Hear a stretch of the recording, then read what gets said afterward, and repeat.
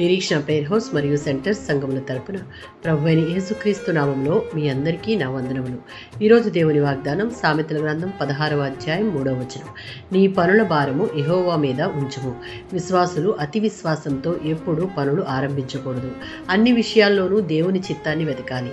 మన పనులు ఉద్దేశాలు సరైనవైతే వాటిని దేవునికి అప్పగించి ఆయన వాటిని స్థిరపరిచి మనల్ని దీవిస్తాడని నమ్మాలి.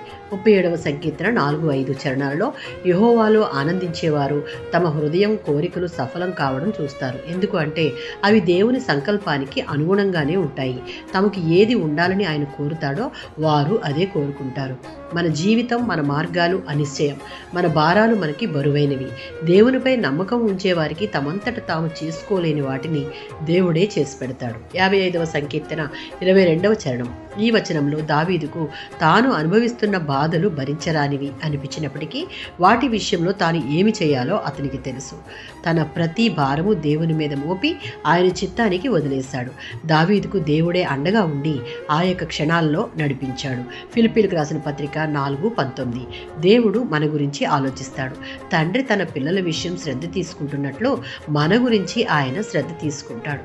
మనకున్న పనులు, భారాలను బట్టి ఆందోళన చెందడం, మనల్ని మనం హైరాణ పెట్టుకోవడం కంటే దేవుని మీద నమ్మకం పెట్టుకుని ఆయన పాదాల చెంత మన ప్రతి సమస్యను పెట్టి దేవుడు చేసే కార్యం కొరకు ఎదురు చూసేవారంగా ఉంటూ ఆ దేవునికి ఇష్టంగా జీవించాలి. ఆమేన్.